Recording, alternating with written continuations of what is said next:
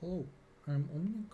Today I'm gonna do educational cut first round 182 and I'll try to explain what I'm doing along the way.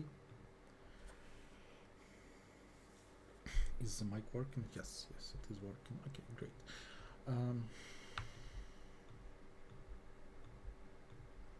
wow, I don't think I have ever seen easy and difficult version in educational rounds. Okay. Problem A, cut the array. You are given an array n of n non-negative integers. Your task is to cut it into three non-empty parts, a prefix, a middle part, and a suffix. Formally, you need to choose two integers L and R. Blah blah blah. Yeah, okay. They just define what is prefix, middle part, and the suffix is. Let S1, S2, and S3 be the reminders of the sums of the three parts modulo 3. Okay, your task is to find such boundaries L and R such that either all numbers are different or all numbers are the same.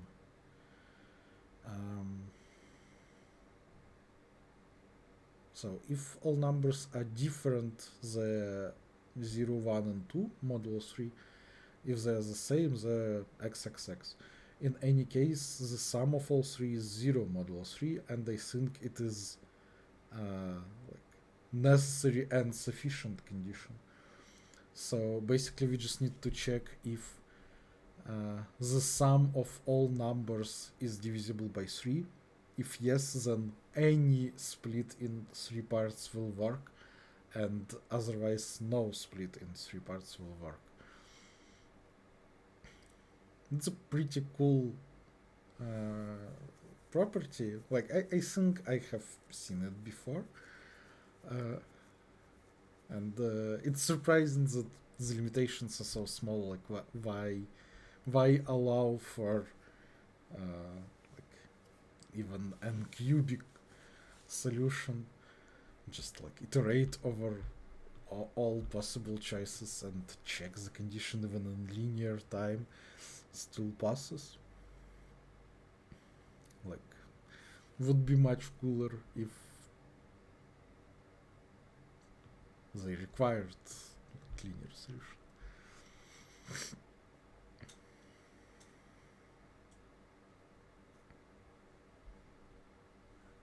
Yeah, so basically calculate the sum. If it is divisible by 3, I print 1, 2, otherwise I print 0, 0.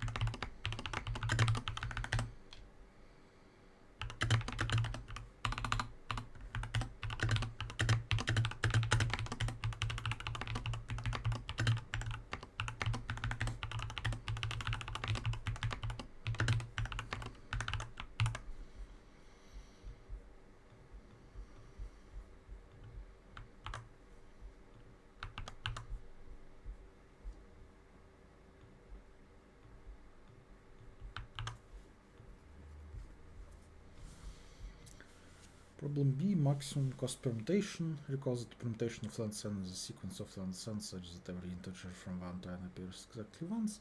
Let's define the cost of a permutation as the minimum length of its contiguous subsegment, possibly empty, that needs to be sorted so that the entire permutation becomes sorted in the ascending order. So basically we find the first element that is not on its place, the last element that not on its place, and sort everything between them. You are given an integer array P consisting of integers from 0 to n, where no positive strictly greater than 0 integer appears more than once. You should replace 0 with integers so that array P becomes a permutation. Okay, so we are given a permutation with some elements removed. Your task is to calculate the maximum possible cost of the resulting permutation. Okay.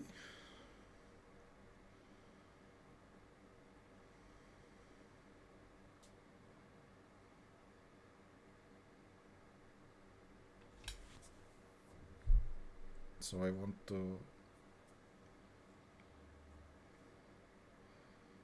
skip,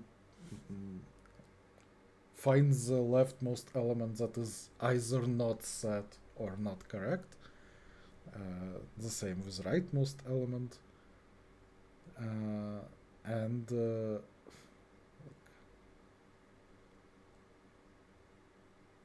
they cannot exist.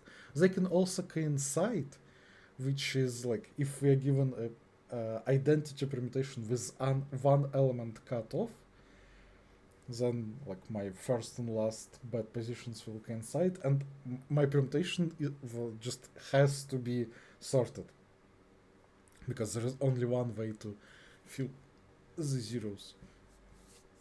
So in that case, the answer is also 0. Otherwise, it's right minus left plus 1.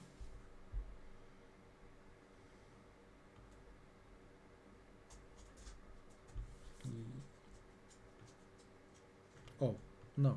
Actually, yeah. In the...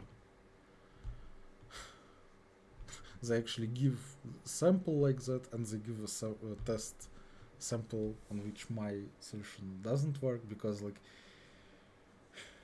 so basically I need to check if I have exactly 1 0, and if so, then fill it with the only missing number and just check that the permutation, check the answer for that permutation. Otherwise, I can make all the zeros to be not correct, and then my previous solution would work. Okay.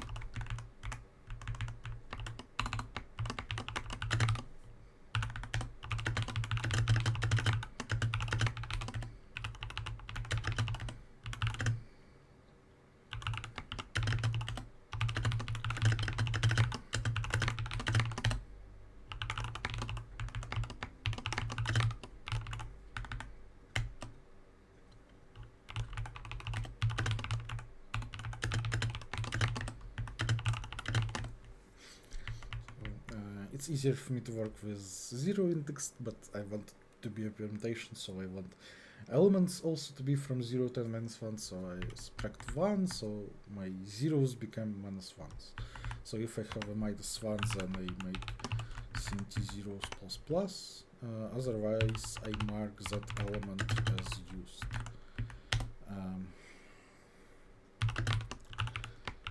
If I have exactly 1 0, then I need to find which element is missing and which position is empty. So while not used x plus plus, and while AP is not minus 1 plus plus, and then AP is x.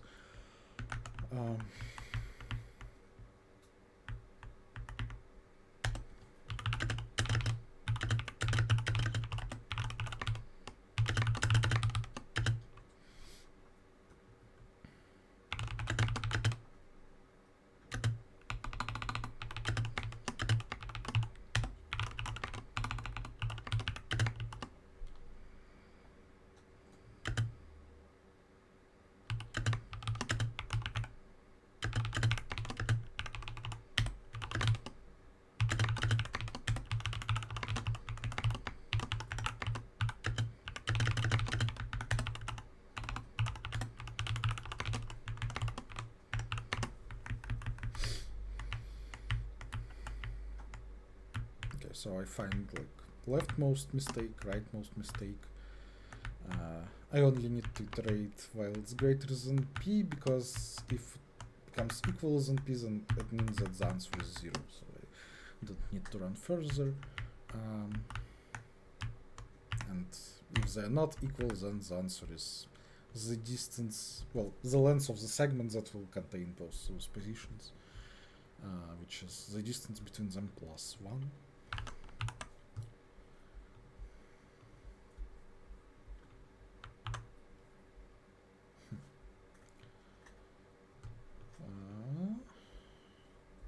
Still didn't work.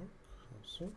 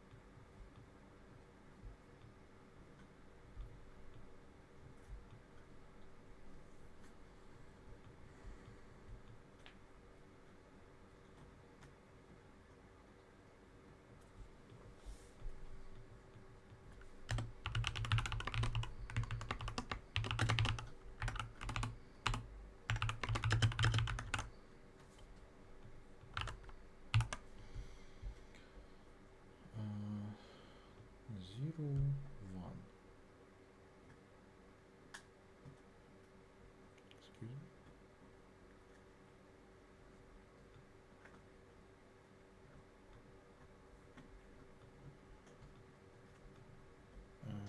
While used.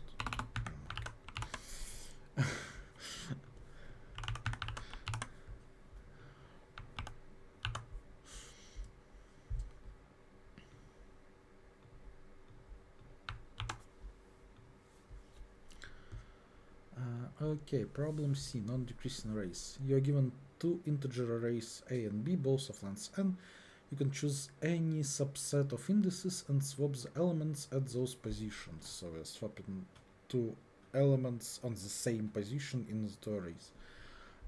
Okay, a subset of indices is considered good if after swapping both arrays are sorted in non-decreasing order. Okay. The task is to calculate the number of good subsets, since the answer can be large, printed modulo la la la.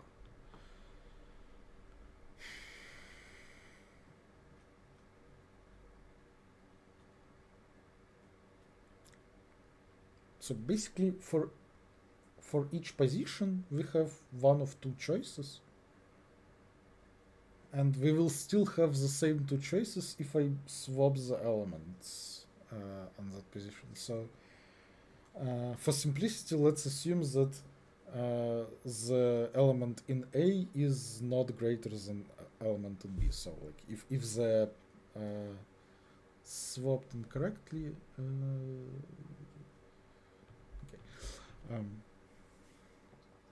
so if AI is greater than BI, I will swap them first, and then I will still allow to swap them back, and then I will have the same two options. So yeah, that's the same problem. Now I state that if they are not sorted, look, if A is not sorted or B is not sorted, then the answer is 0. Like I cannot do anything. Okay, I guess I need to draw something.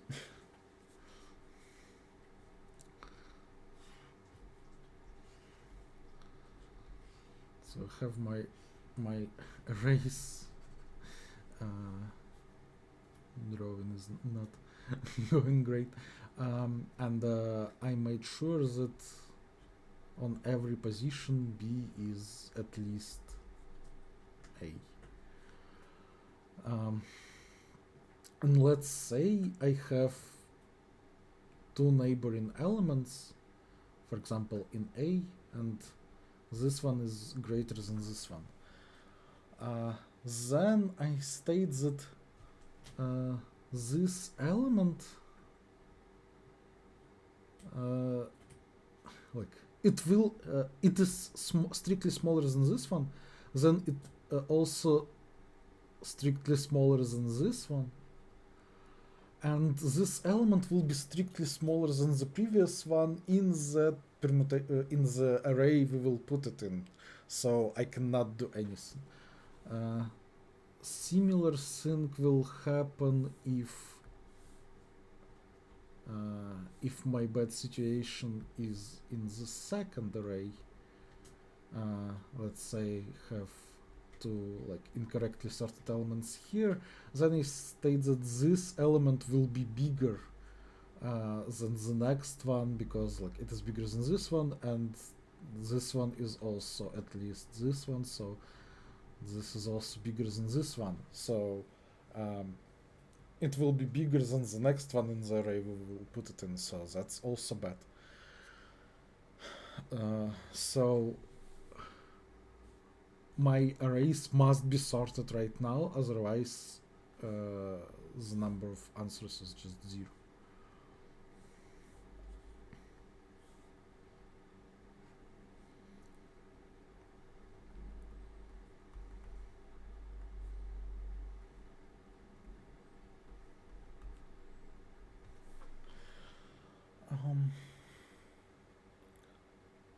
And now I just want to say that let's say like I'm going left to right and deciding whether I want to swap this pair of elements. Then like after I arrived at some point, I will have my two elements like on the edge of currently of the elements I currently have. I maybe swapped them, but it doesn't really matter right now, right? Like I have two arrays which add on those two elements. So I know that there is at least one correct way. Like for the next elements, I need to put them like in the same way they were. Basically, if I swapped the previous two, I want to swap this two also. But maybe do it in like in the opposite way also works for this position. So I just want for every position I want to check if swapping one of the pairs also correct for that position, and if yes, then I can do that swap basically independently from everything else.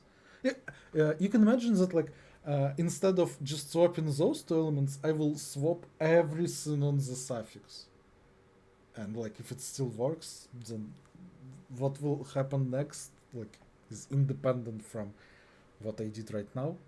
So the answer is just 2 to the power of swaps I can do right now, which will certainly include the first one because like there is nothing to compare to. But all others I need to check, and the answer will be 2 to the power of that.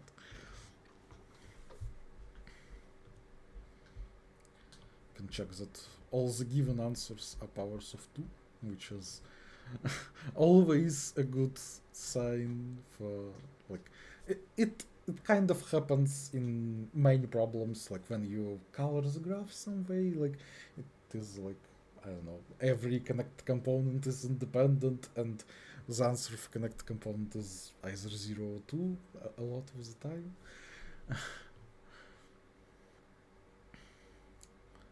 So yeah, if you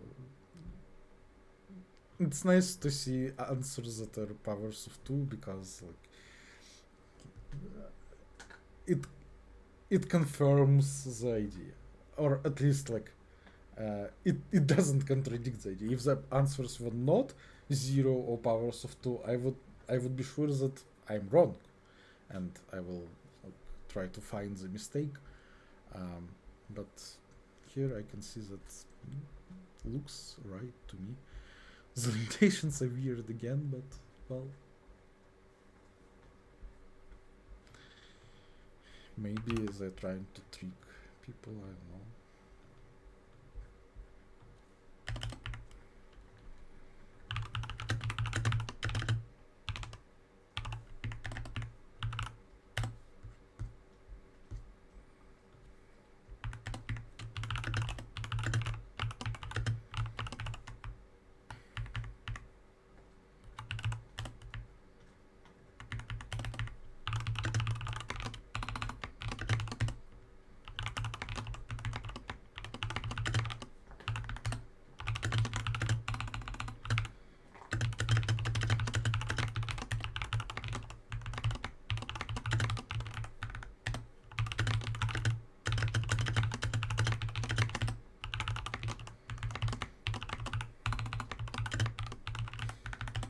So first I need to make my array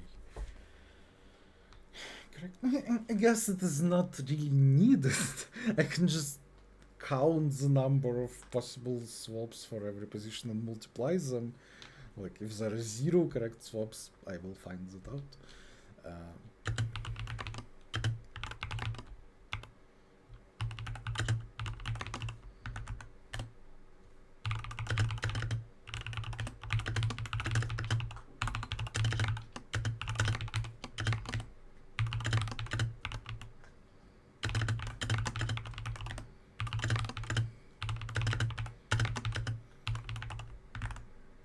Checking that this default way of swapping is correct, and if it is not, just printing 0.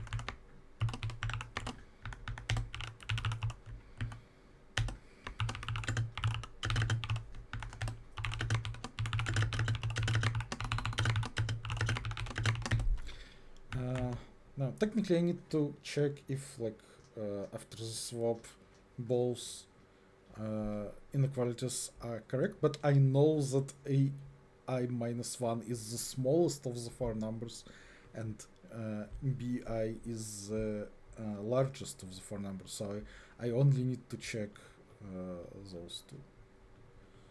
So if bi minus 1 is smaller than ai, then I need to multiply the answer by 2, which is faster to do this way.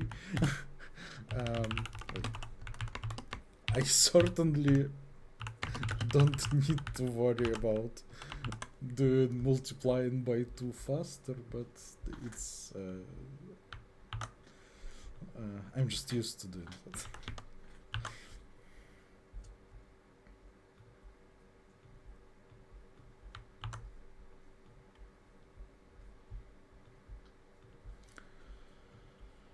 Problem D, price tags. Imagine that you're the owner of a store. Before the start of a new season, you decided to clear your store of leftover goods, and therefore you decided to hold a total sale.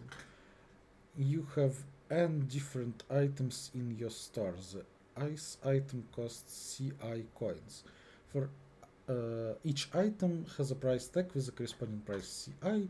You decided to hold a sale in the format we divided all the prices x times. Formally, this means you choose common coefficient x, and during the sale, the ice item will cost CI divided by x rounded up coins. Okay.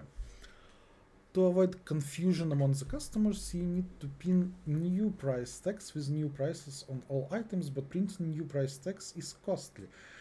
Specifically, each printed price tag will cost you Y coins.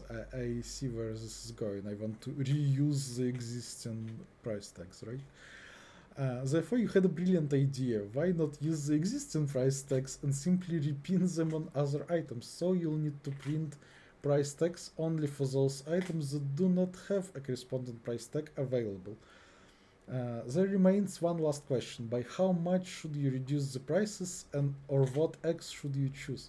The coefficient x must be an integer strictly greater than 1, and such that the total income is maximized. The total income is equal to the total value of the items minus the cost of the printed price tags.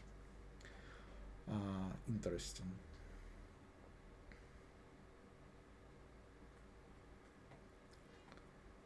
Determine the maximum possible total income. The number of tests is small. That's also interesting.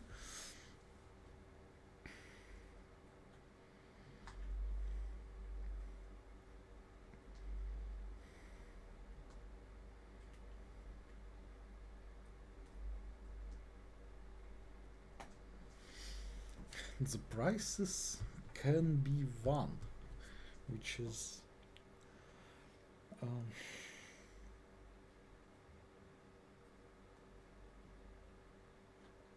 well, okay, I don't have to worry about that, right?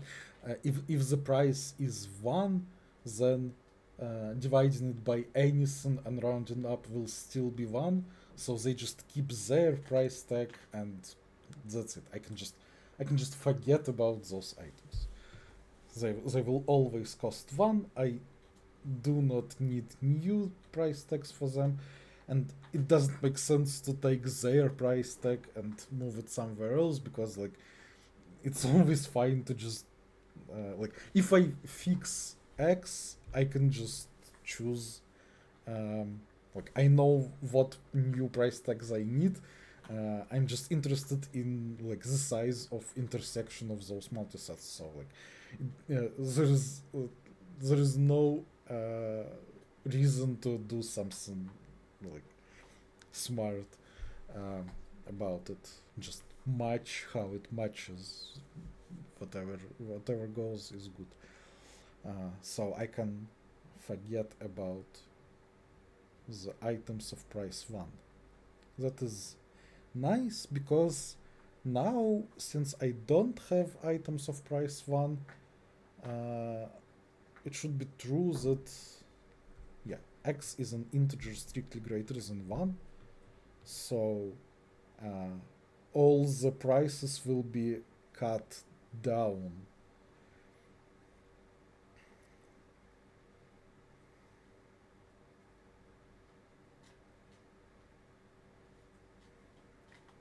So like the new price is certainly not greater, strictly smaller than the old price. So that means that if I can reuse some price tag, basically I want to construct like chains of reusing price tags.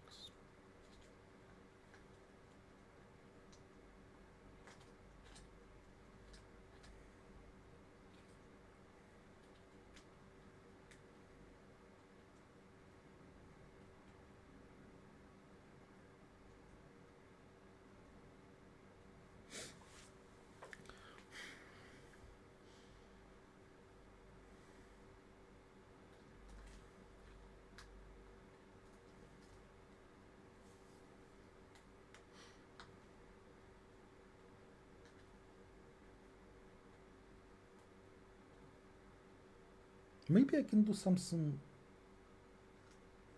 extremely simple. What if I iterate over x? Surely it doesn't make sense to make it like greater than maximum price, because that already makes all the items to have price 1, and further increasing x wouldn't matter, wouldn't change anything. So I can iterate over all x's from 2 to 200,000. Like, this is where small number of tests coming from, because like my solution will work in something proportional to this.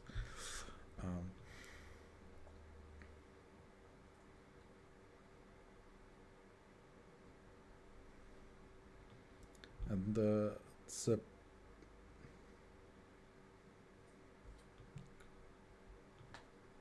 the stupidest thing is to just iterate over all items, calculate the new price, and then like calculate the size of intersection. That is obviously slow. But what if I don't iterate over all items, but iterate over all the new prices? So let's say I fixed X, and I also will fix the new price D. Then for the new price to be equal to D, it must be true that the old price divided by X rounded down is D, which just means that it is strictly greater than D minus 1 multiplied by X, but not greater than D multiplied by X. That's how rounding up works. And I know how many price tags with price D I had before, just how many items with price D I had. And I want to know how many items will have price D after the price reduction. That is just like how many items have prices in some segment. And I can pre-calculate prefix sums on the counts and answer such a query in constant time. It might still seem quadratic, but it is not actually, because when I fix X, all the prices are at most 200,000 divided by X rounded up, and sum of that over all X's will be of n log n harmonic series, my favorite equation in competitive programming. So the solution works in C log C, where C is the limit on those prices. And 10 tests is not a big deal. That's pretty cool.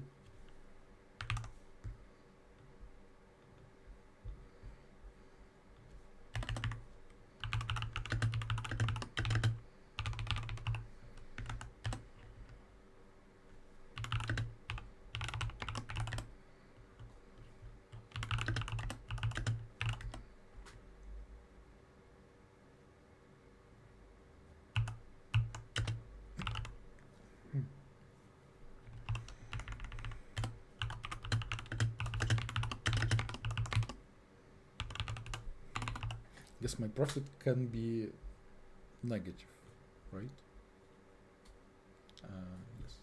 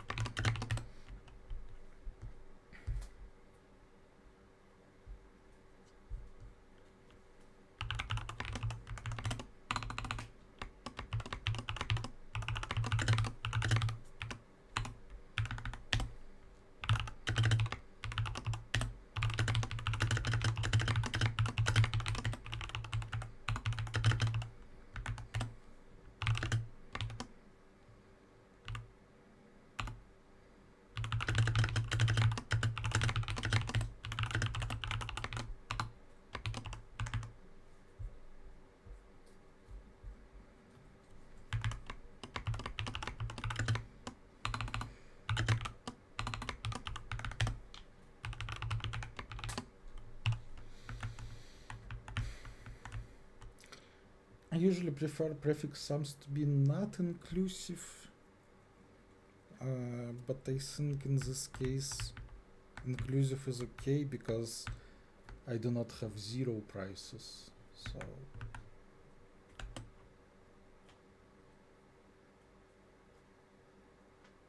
yeah, should be fine.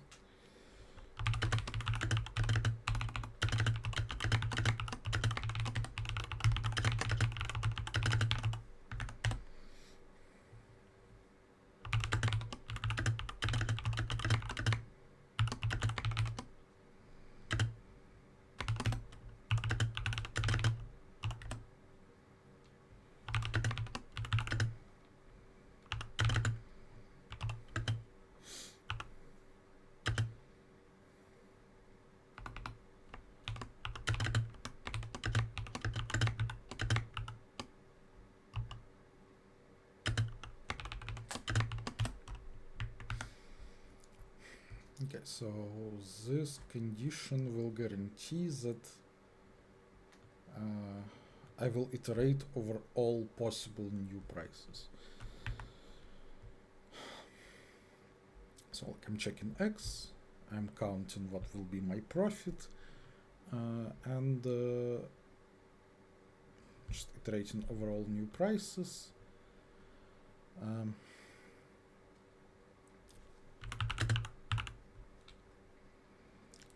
So the number of items with the price should be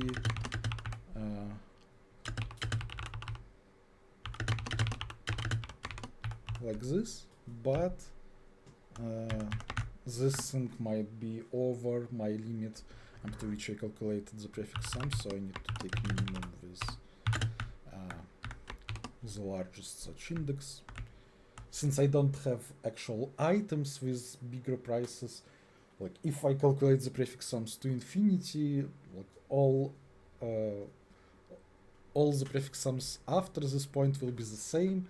So if I need to take prefix sum in the larger point, I can just take it in the last point calculated. So this is the number of items that will have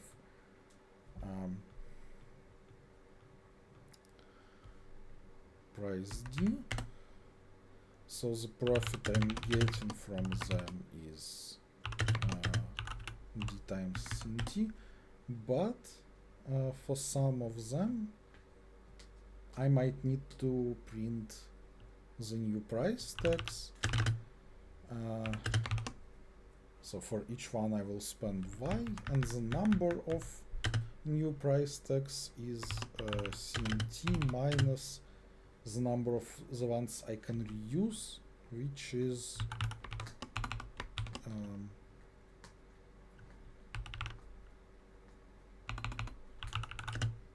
minimum of CNT and pref D minus pref D minus 1. D itself cannot be greater than n, right? Because x is at least 2, so D only iterates up to like n over 2, maybe plus epsilon, but since n is big, it's still much smaller than n. And just update the answer.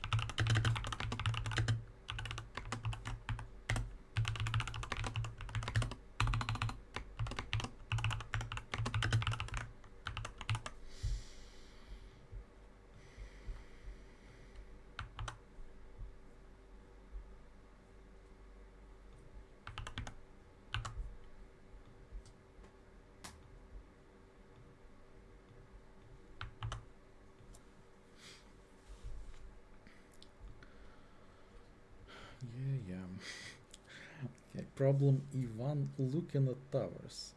This is the easy version of the problem. The only difference between the easy and the difficult version are the constraints on T and N. Okay, consider a row of M towers. The height of the ith tower in the row is HI. If you look at this row of towers from the left, you see all towers that are strictly higher than all towers before them. That's just like puzzle skyscrapers. Similarly, if you look at this row of towers from the right, you'll see all towers that are strictly higher than all towers after them. If towers have heights like this, when looking from the left, we will see 3, 5, and 7, and from the right, we will see 4. Then we will not see 2 because it is blocked by this 4, and we'll see this 7. Okay, let LH be the set of heights you see from the left, and RH be the set of heights you see from the right. You're given a sequence A. Your task is to calculate the number of subsequences of A such that okay, so the subsequence we take is A prime, and so it must have the same set of visible heights from the left and the same set of visible heights from the right. Two subsequences are different if indices of chosen elements are different, so by indices, not by values. Okay.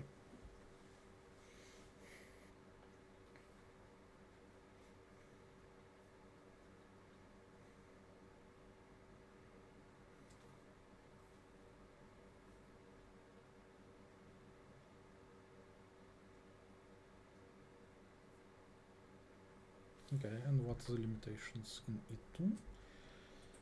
Okay, so in E2 we want some n log n, n log square, I don't know. But in E1, n square is okay.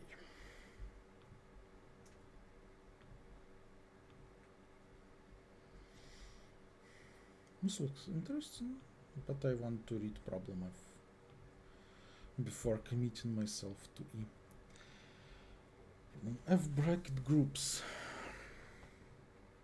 I guess in educational round, yeah, like if you want to maximize the result, you absolutely need to solve like even maybe you should have like solved E before D because it's ICPC scoring, right? So first of all, it's two problems, but the order matters also because the penalty time will be like for problem E it is counted twice basically. Like, on regular converse rounds it doesn't matter that much. Like there are I mean there are different situations, but like because what's important is like the score of the like sum of subtasks. It might be okay to just like solve an order.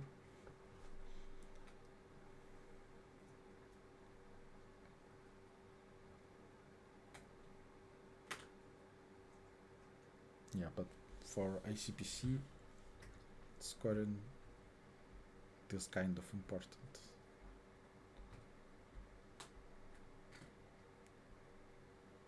There was this thing with Facebook Hacker Cup, some round, that they also had like subtasks, and they also had, well, the score was like the sum of scores, but the penalty time was sum of penalty times for each solved problem. So like, if you're going to solve everything, then it matters a lot that like you need to solve subtask problem first. Okay, whatever. I don't care about the results. It's just some philosophical rambling. I still want to read the problem F. I like those limitations. Problem F bracket groups. Regular bracket sequence is a bracket sequence that can be transformed into a correct arithmetic sequence. Whatever. Regular bracket. I know what regular bracket sequence is. You're given n bracket sequences, not necessarily regular, and an even integer k. Your task is to split all of them into groups in such a way that every bracket sequence belongs to exactly one group. For each group, there exists a regular bracket sequence of length exactly k, such that every bracket sequence assigned to this group is not a substring of it. Okay. What is the smallest number of groups that this can be achieved for? Okay, that question like makes sense because if I was just asked like if it is possible, I would obviously put every string in the group by itself because like smaller groups are easier to satisfy. If it's impossible to do for any number of groups, report so, otherwise print the groups and any valid regular bracket sequence for each group. That sounds insane, but also super cool. Okay, so I have some strings of brackets that will be banned, but I don't have to ban all of them together. I need to split them into groups, and then for each group those strings will be banned as substrings. And I will need to construct correct bracket sequence of even length k. And k is also small. Interesting.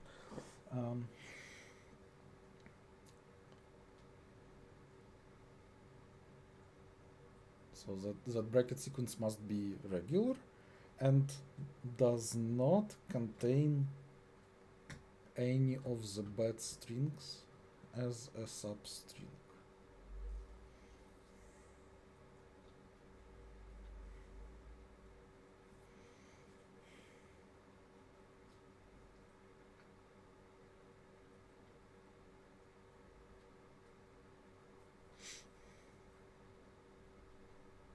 It sounds super interesting.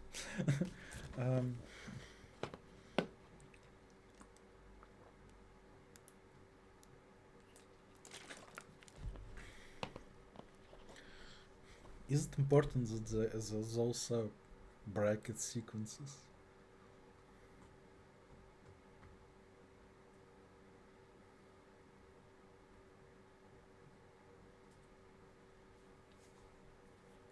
Probably in some way, but well, without bracket sequences, like it is hard to just define a language. So maybe it's just like a good, easy to define language. So generally, if we have like some list of banned strings, and we want to, I don't know, check if some string is not banned, or like we might want to count the number of strings of given length that are like good, that do not contain any of the given banned string as a substring.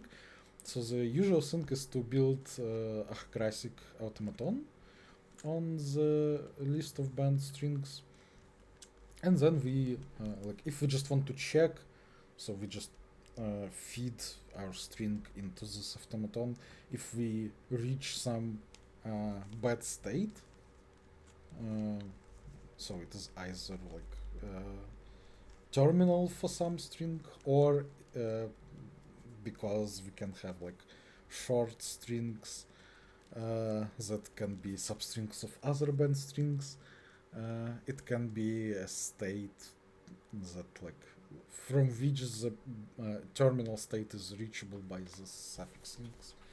But since the limitations is small here, we can just remove all the strings such that there is a shorter bad substring that is a substring of this bad one, because in every such situation I can just like I can put the big string in the same group with the small string, and like it doesn't make it harder to pass the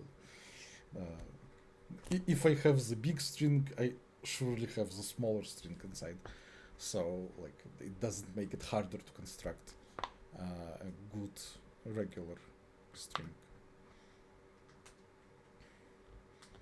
So I can assume that that never happens.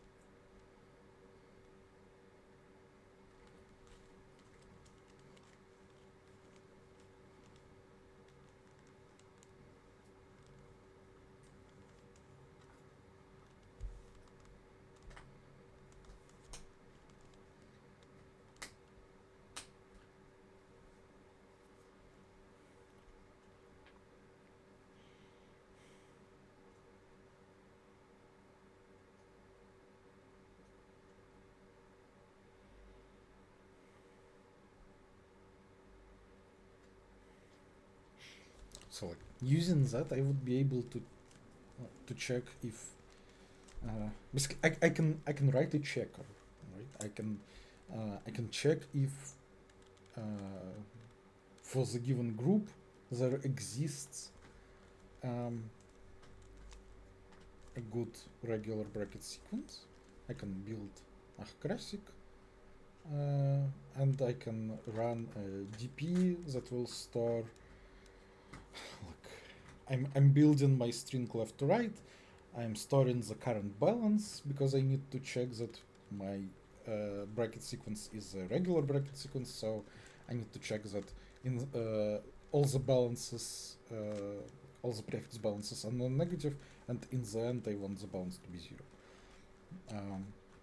So store the current length of current prefix, the balance, and the vertex in the automaton where I am right now, and I just want to find a path to the final state that doesn't visit any bad like terminal states.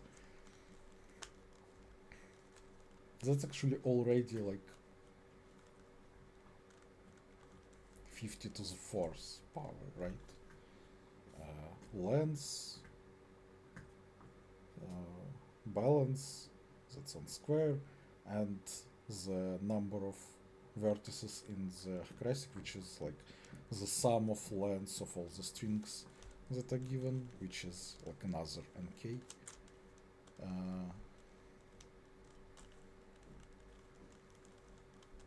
So yes, that would be like nk cube.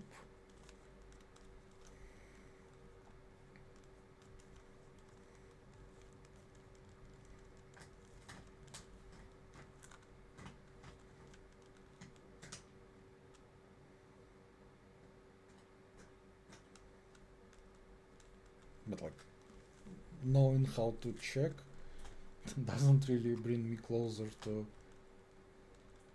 finding the optimal split into groups.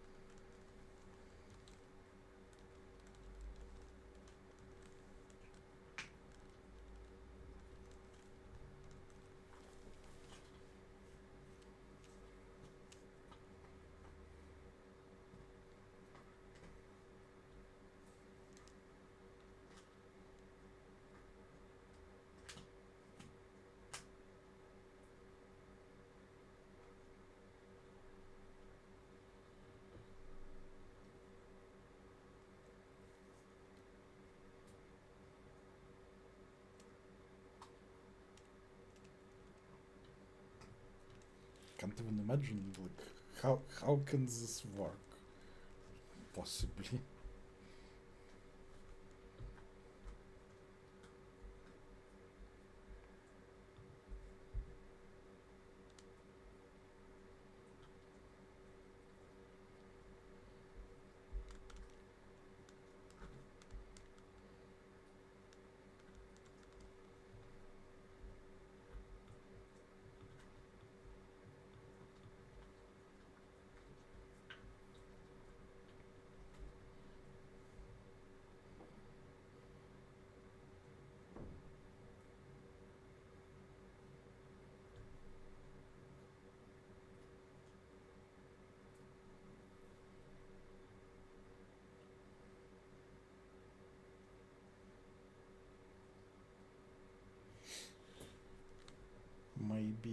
Maybe it's always possible in some small number of groups, and I only need to check like if it is possible. Like for example, if I can come up with some like constructive way to solve it in two groups, I will only need to check if I can do it in one group. But there is only one way to do one group, so I will just write the checker. What would constructive way look like? Well, I probably want to choose some two bracket sequences, and well, if I want to choose like some two extreme bracket sequences that are unlike each other, like as unlike each other as possible, I would probably go with like k over 2 opening brackets and k over 2 closing brackets. That's the first one, and the second one is just open, close, open, close, open, close, and so on. Is it true that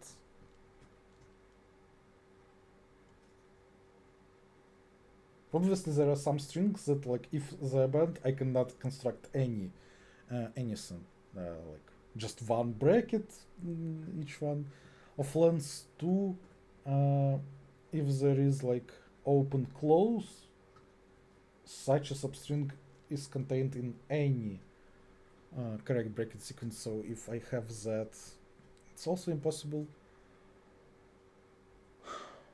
But maybe all others are like I can send them into one of the groups. Actually, that seems right. Yeah, like if I have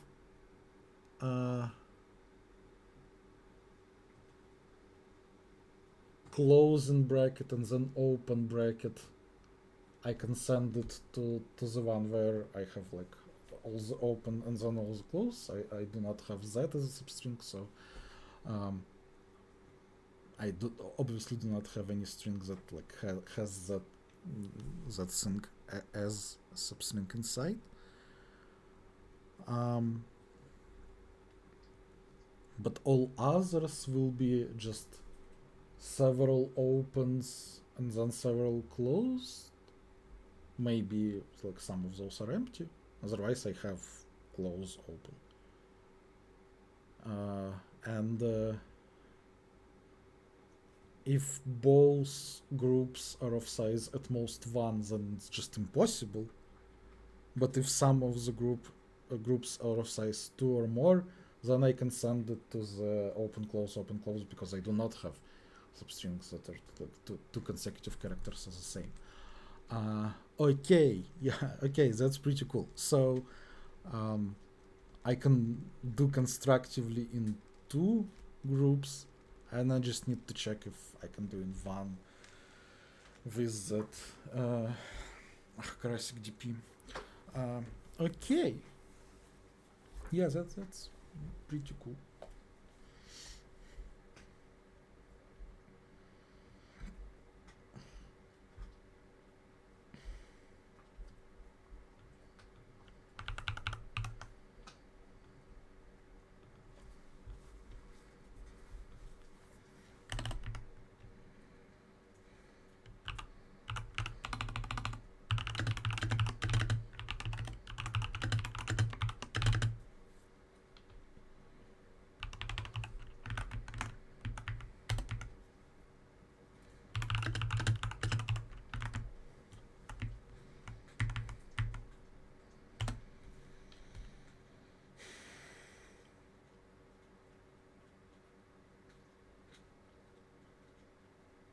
Okay, so I guess I need to write crash.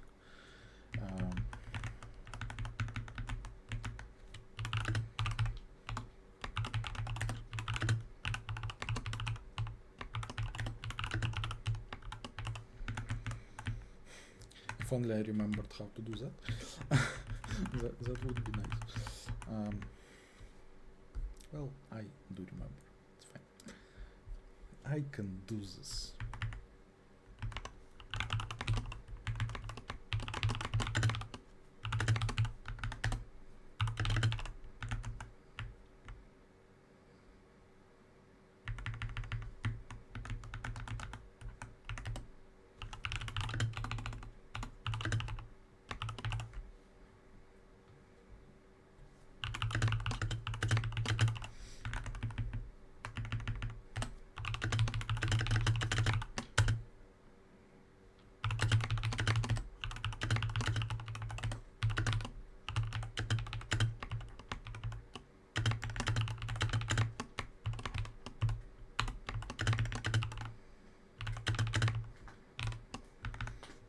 So if my band string is one of those, then it's impossible. And just print -1. Okay.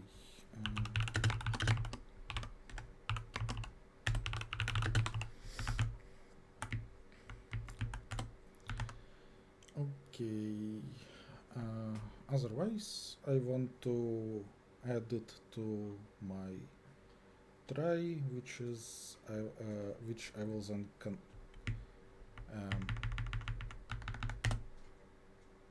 convert into classic automaton.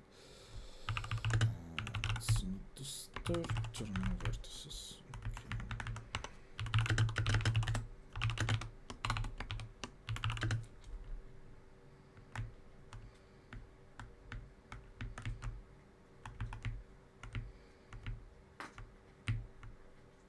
Going to store lens, not particularly well.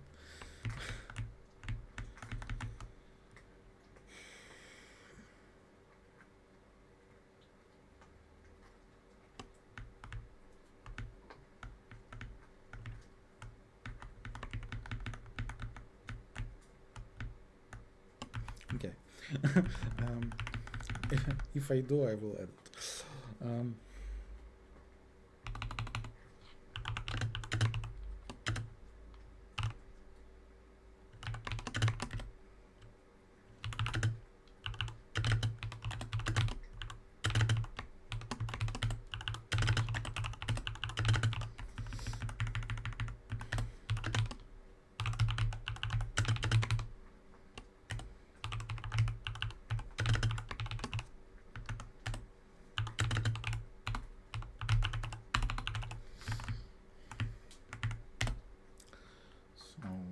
Added the string to the try.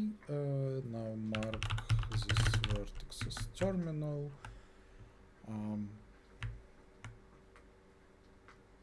That's it. Now I want to actually finish building Karasik. For that I want to write BFS, right?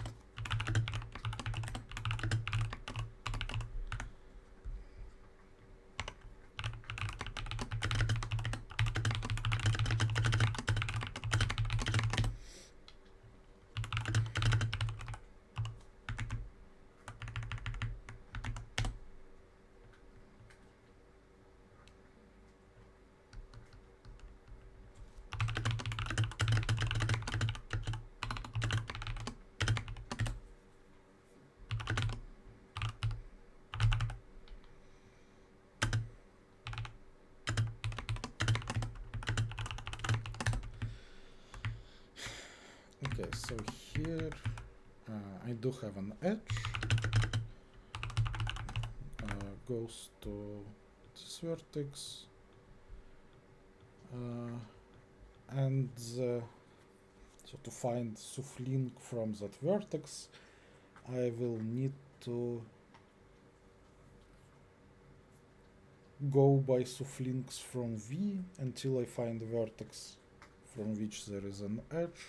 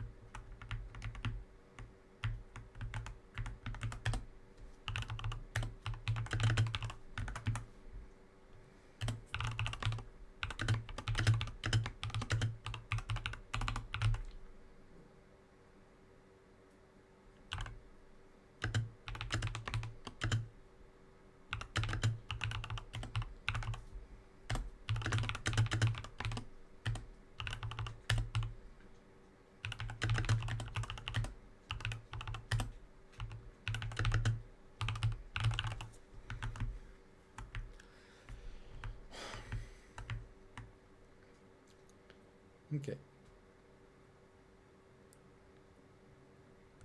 That's all good. I also want to actually build full automaton, find all the transitions without the need to jump over SUFLinks. Um, it shouldn't matter in this problem because the time limit is pretty generous. Like the limitations are not very big, so like multiplying by another n is okay. But like to make it actually like to have good complexity, um, I want to pre-calculate the actual transitions. I can. So I don't. I wanted to do it here, but I don't think I can because I need that information to find Suflinks.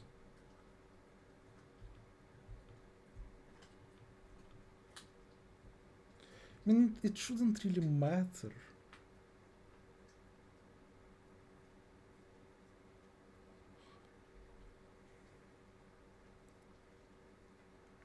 Like, this still will be correct.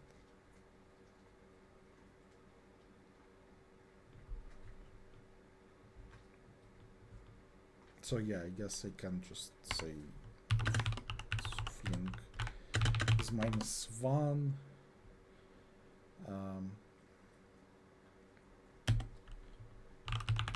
So I actually need to go to the root. Otherwise,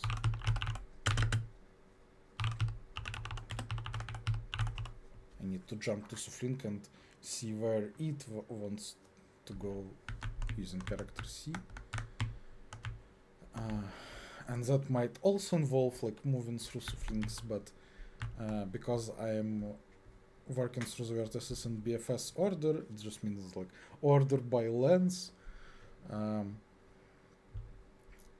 This should also already exist. Okay, now I have my full automaton.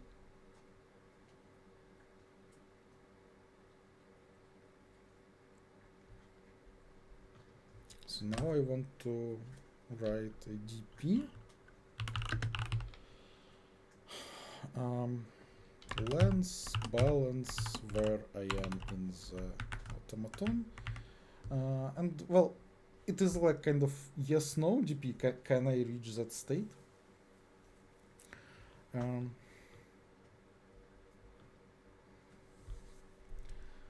But I need to store parents because I want to restore the answer. And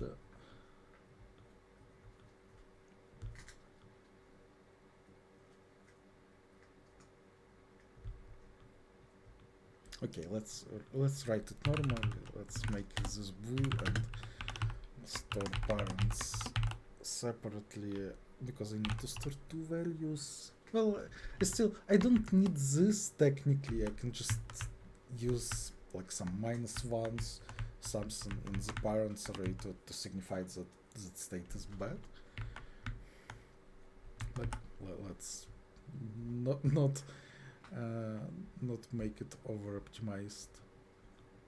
So yeah, I want to store two values because I want to store what was the last character I used and what was the previous state. Although my state is 3 numbers, but like length was -1, balance I know from like which character I stored, so I only need to know the vertex. Okay, so that's fine.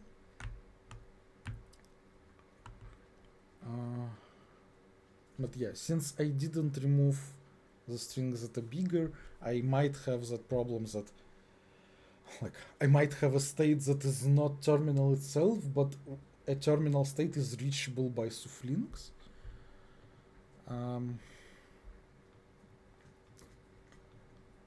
I need to address it probably here.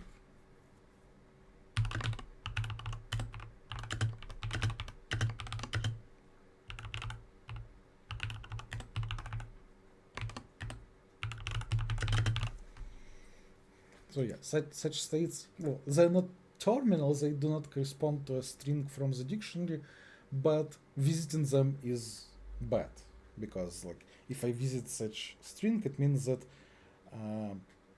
like my current suffix is some string such that its suffix is a string from the dictionary which is banned. So like I cannot visit such states.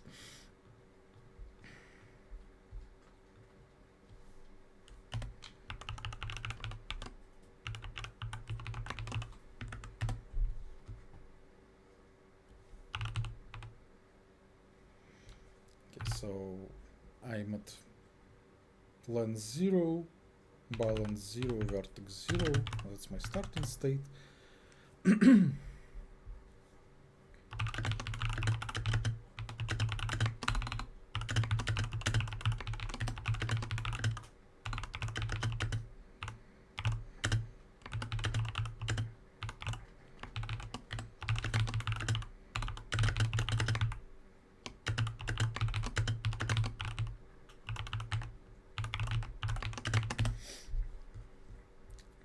If I'm in such state, you can assert that this vertex is not terminal, and I want to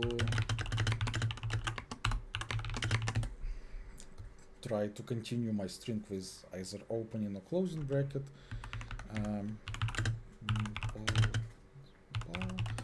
If C is 0, it means that I'm putting opening brackets or mbal plus plus, otherwise mbal minus minus.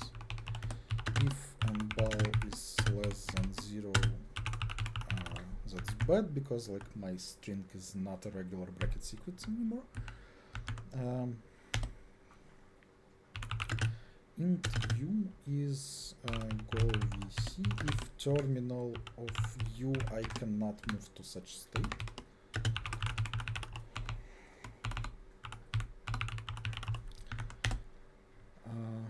Otherwise I can, and dp u no len plus 1 and bal u is 1.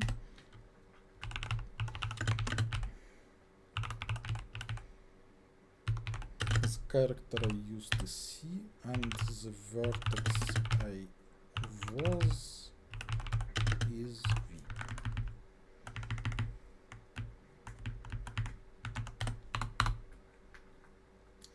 So now I want to find some state that is like length is k, balance is 0, and I'm in some vertex, doesn't matter which one, and that state is reachable.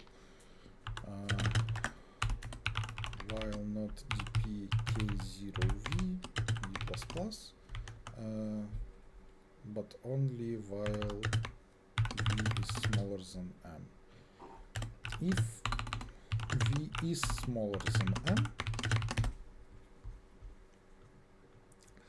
it means that yes, for this for just one group there exists a solution. I can find it by undoing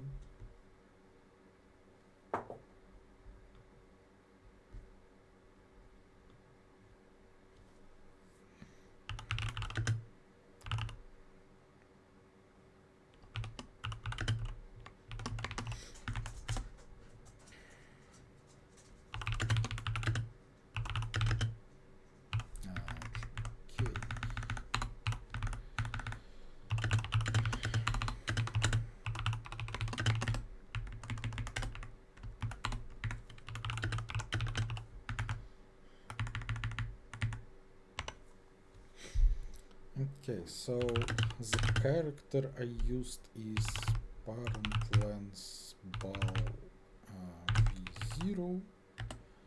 If that character is 1, the character is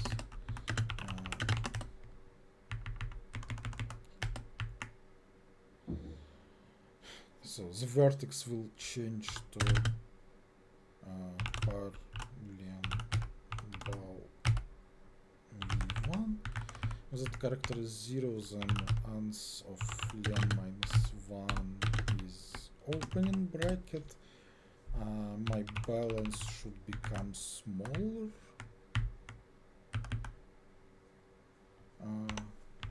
Otherwise, it is a closing bracket and my balance should become bigger.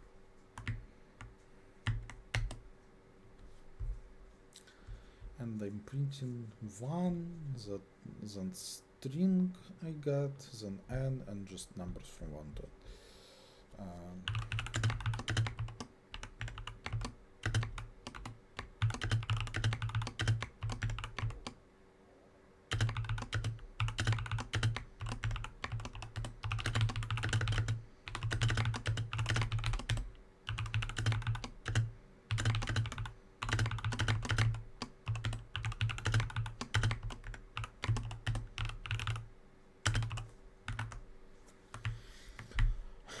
okay, otherwise, I cannot do with one group, but then I say that, oh, but I can do with 2 groups.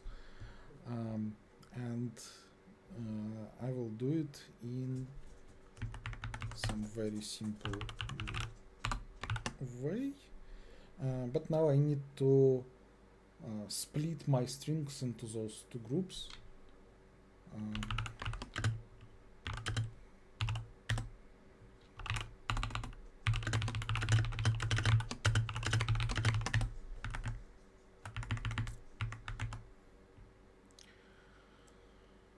So it will go into the second group if and only if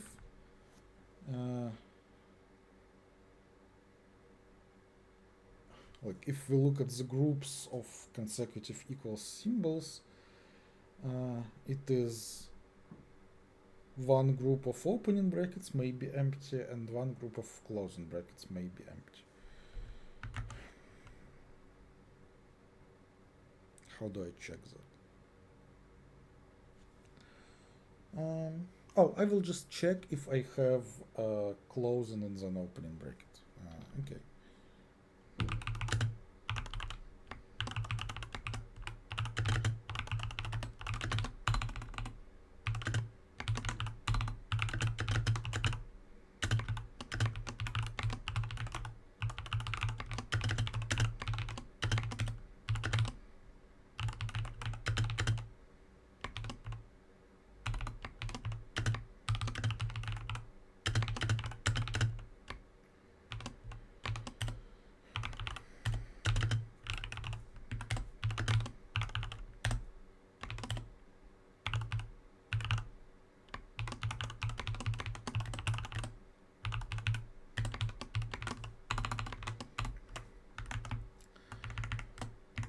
Both groups should be non-empty because otherwise I should have succeeded with just one string.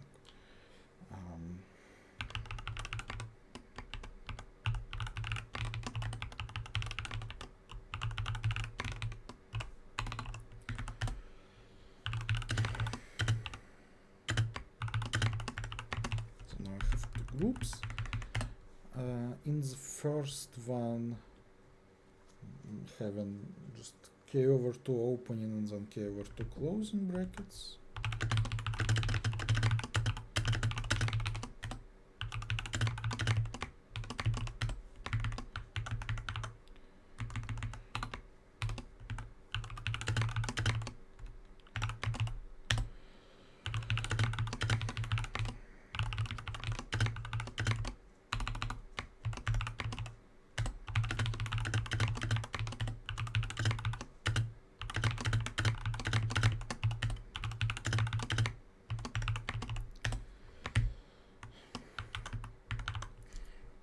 And in the second group, it's open, close, k over 2 times, and then print the indexes from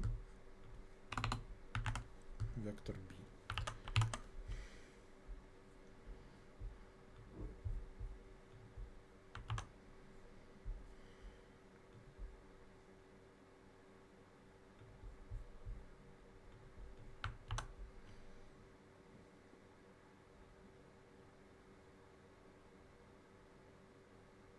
Okay, so the main solution does not work. Great.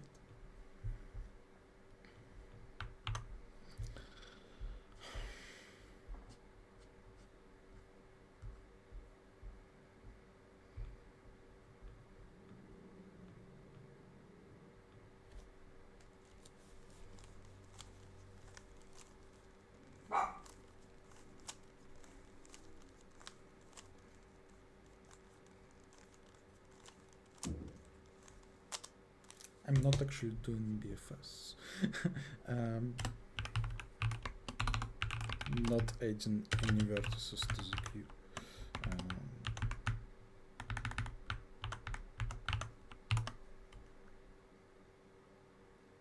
Still wrong.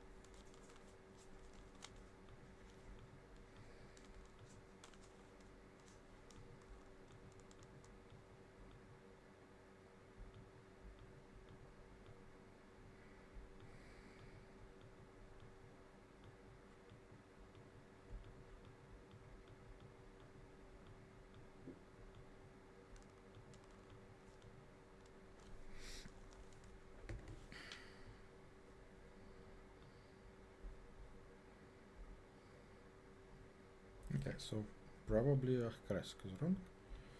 DP looks okay. I mean, I didn't find anything in Karask either, but I wasn't very sure how to write it to start with.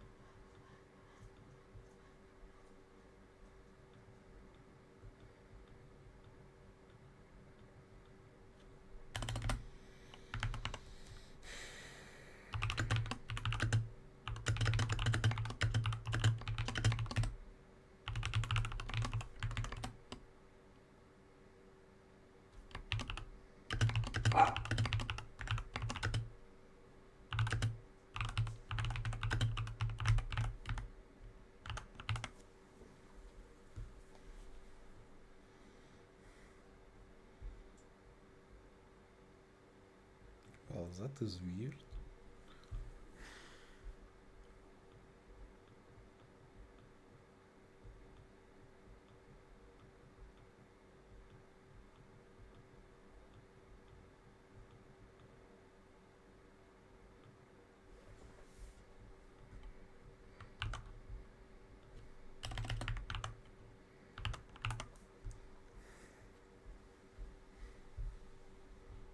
Actually, even having only 5 vertices is also weird.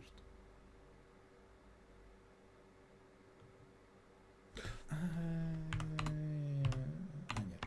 Wait. No, that's okay. So then okay. So this I.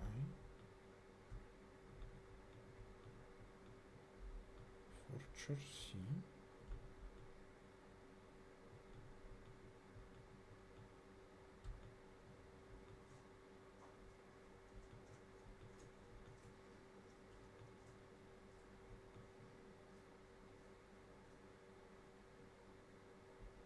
Oh.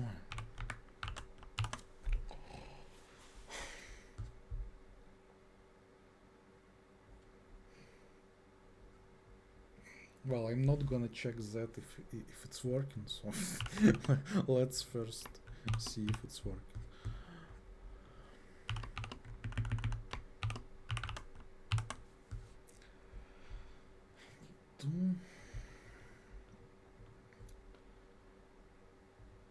So this one I sent to the first. Yeah, that's good. Okay.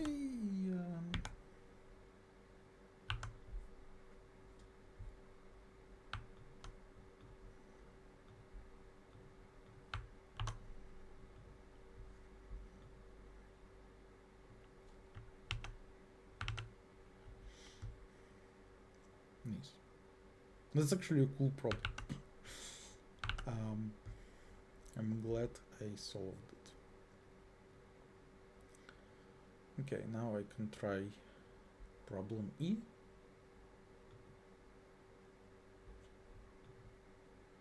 I have half an hour.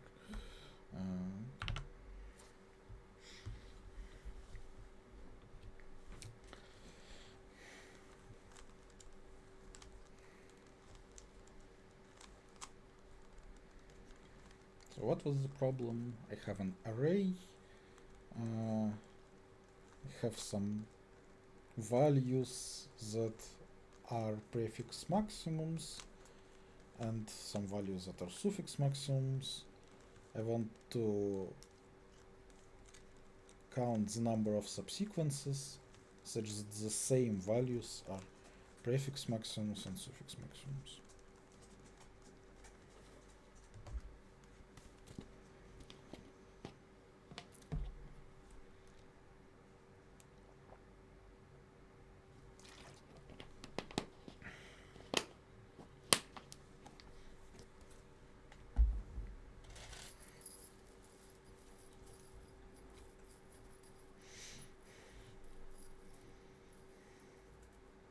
Okay, those are almost like independent things.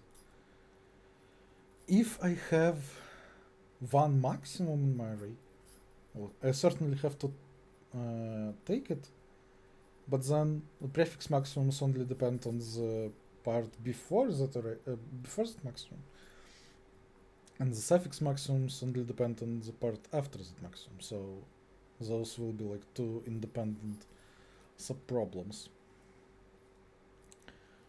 It's not like exactly true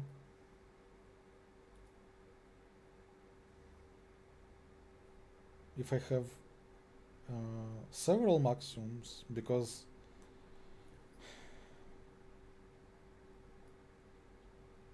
well, I guess I can like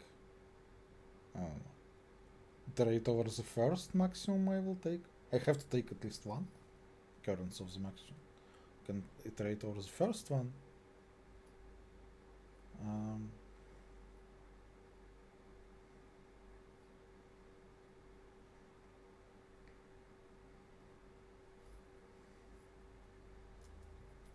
And then it will be independent.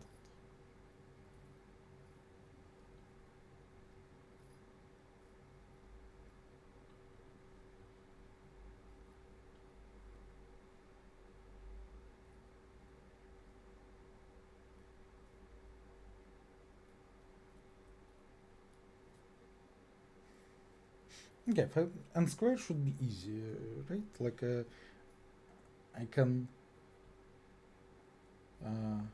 do a kind of like largest common subsequence kind of DP,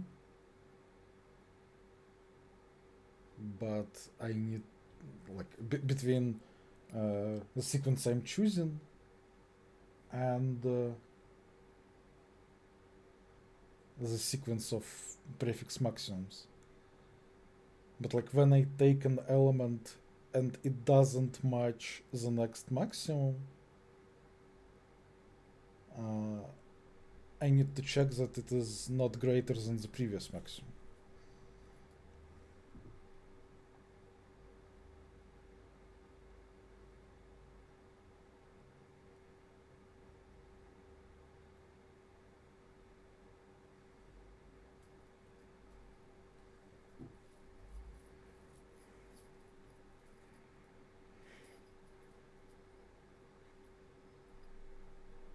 Well, yeah, like that is more or less like correct way to solve n square, and I think I can write it in like I don't know 10 minutes, so I can try to think if I can solve E2 for like 10 minutes. If I cannot, then I will write n square.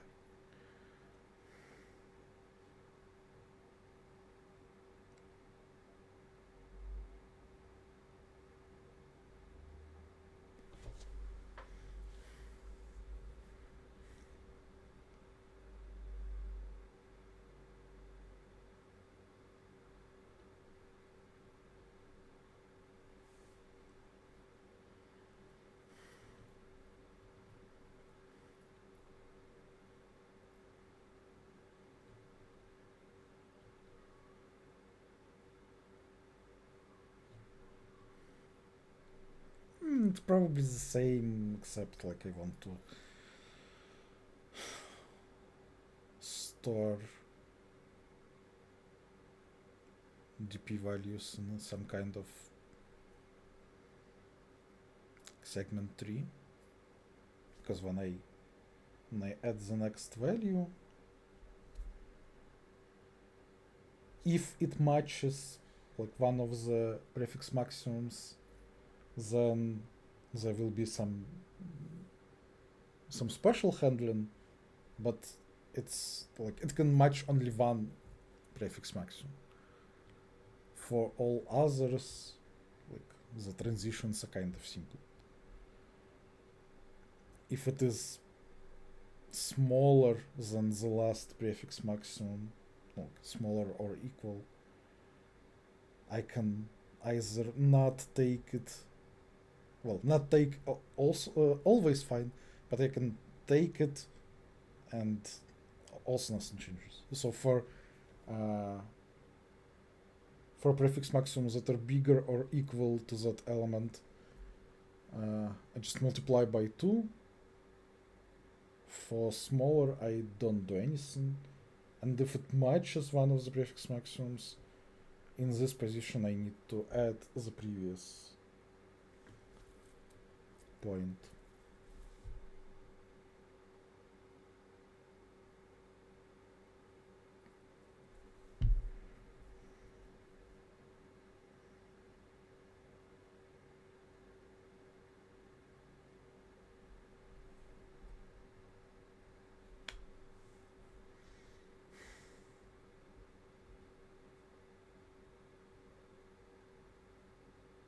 Yeah, it works. I don't know if I can write it in 20 minutes while blabbing, but I can try.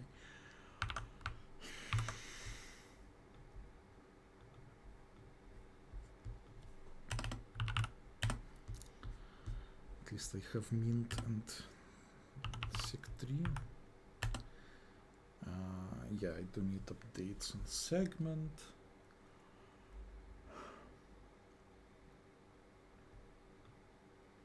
My update is multiply by that value. So the default value is 1.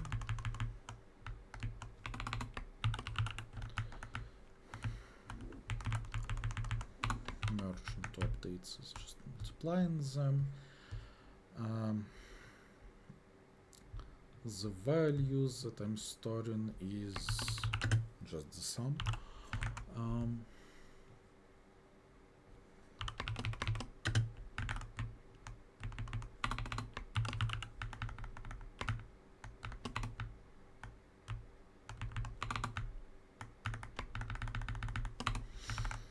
Okay, so merging two values is just adding, and updating is just multiplying. It's a very simple segment tree.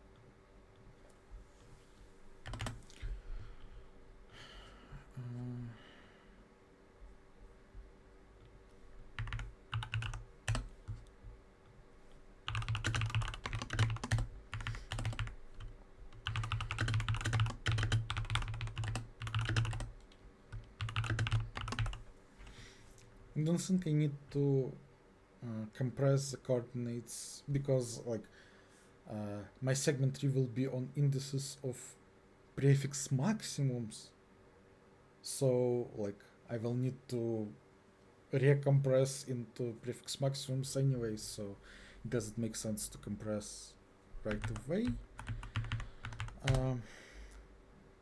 But because of that issue with several maximums, I need to be like a bit careful.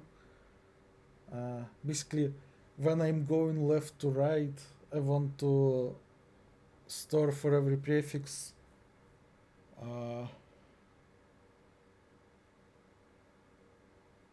maximum, like the number of subsequences that end on the next to last prefix maximum.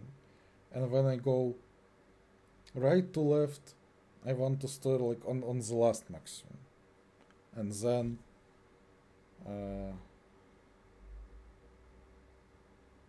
when I look at some global maximum, like I want to if I want to take it,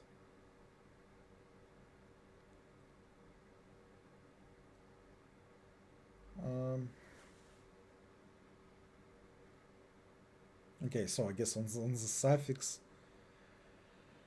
I need to take the suffix before that because I need to guarantee that I am taking this one. So like on the suffix I will store before this point what is the number of subsequences that either get all the suffix maximums or all except the global maximum. And then I iterate over the position of the leftmost maximum I'm taking, and like on the suffix just after that point I'm taking the sum of two DP values from the segment tree, and for the prefixes strictly without the global maximum because that must be the first occurrence to not overcount anything. Okay, so I need to store like ans pref and ans suf, which will be like two scan lines. Okay, guess I want to also know the value of the global maximum because it is kind of important.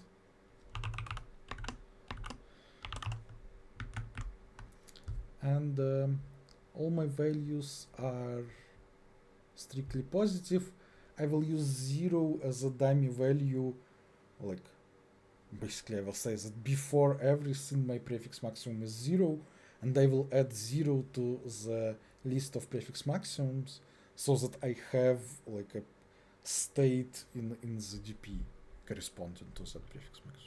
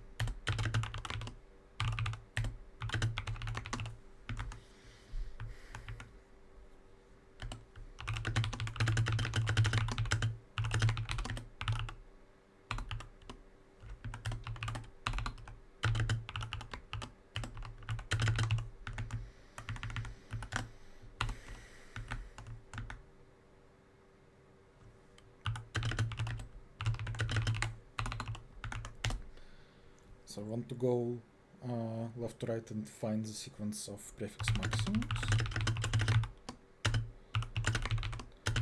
The element is a new prefix maximum if it is strictly greater than the last prefix maximum.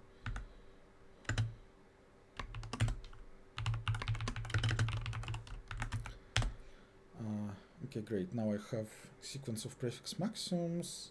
I will create a segment 3 of length m.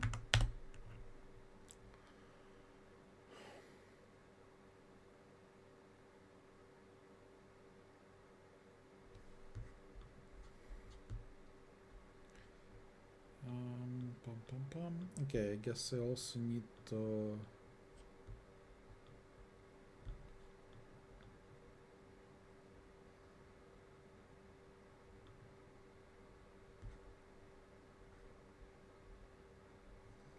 like add in point. I mean, like,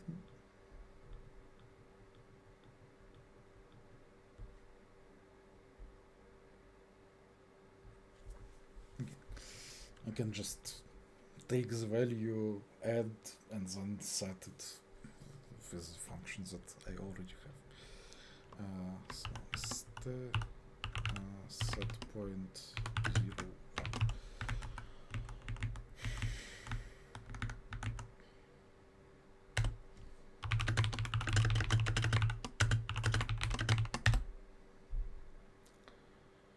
1.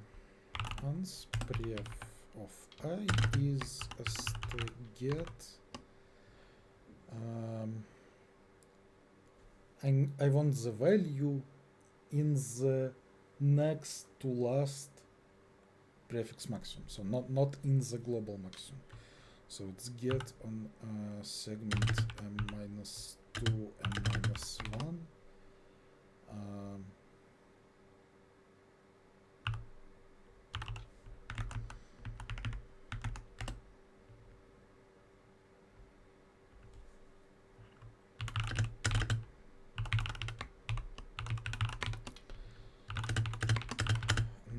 Search the current value in the array of prefix maximums. For the prefix maximums that are bigger or equal, I'm multiplying them by 2. So at sigma pm. But also if p is well, p is surely smaller than m. If bp is equal to ai, I want to update this position by adding the previous value. So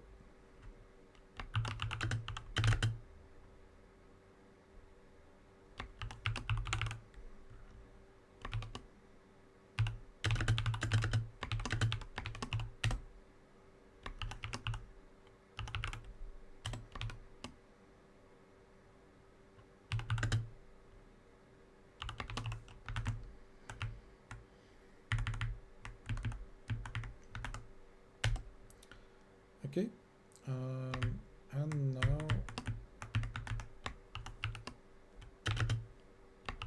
just do basically the same thing from the other end.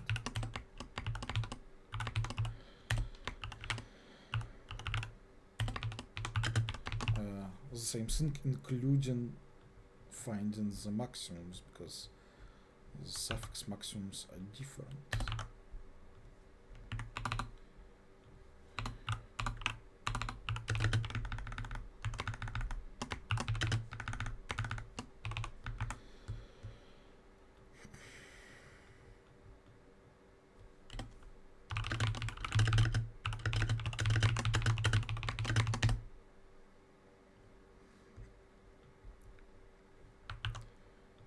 Okay, so it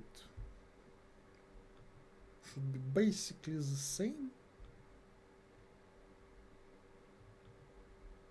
Like this part should be exactly the same. The different part is how I calculate unsuf, because now I'm okay with either the global maximum or the previous suffix maximum, so sum up to m.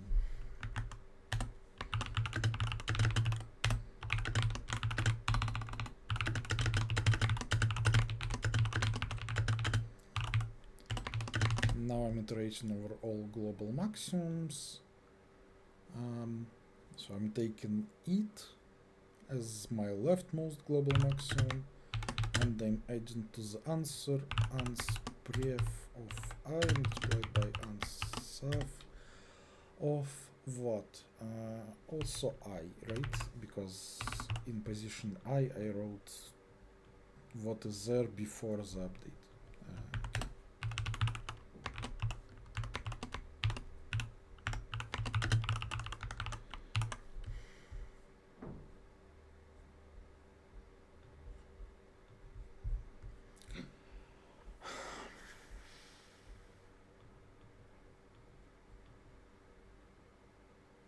Serious?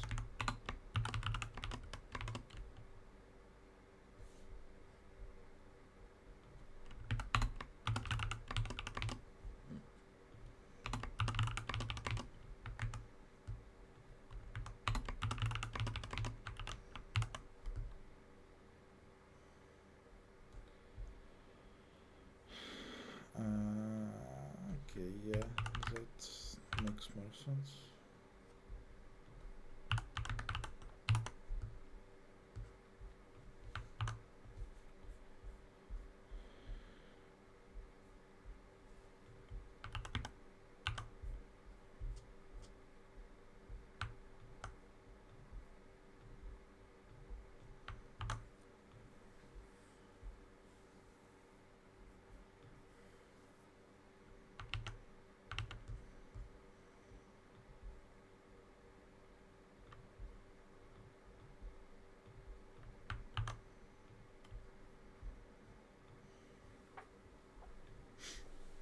Alrighty.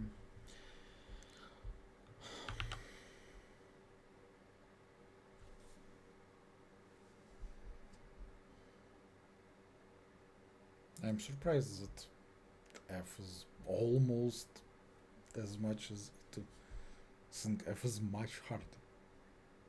Like, this is more or less like standard GP with just a bit of like segmentary optimization,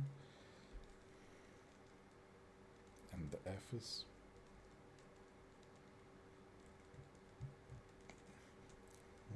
I would say hard.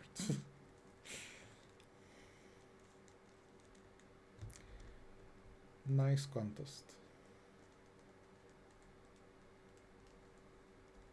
Yeah, actually. Except my gripe with problem A is that like such a nice solution shouldn't be like you shouldn't allow stupid solutions if there is such a nice solution.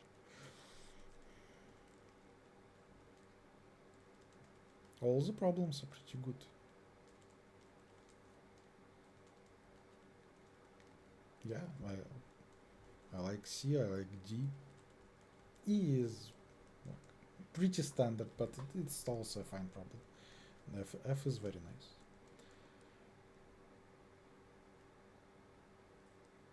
Yeah, thanks for watching. Bye.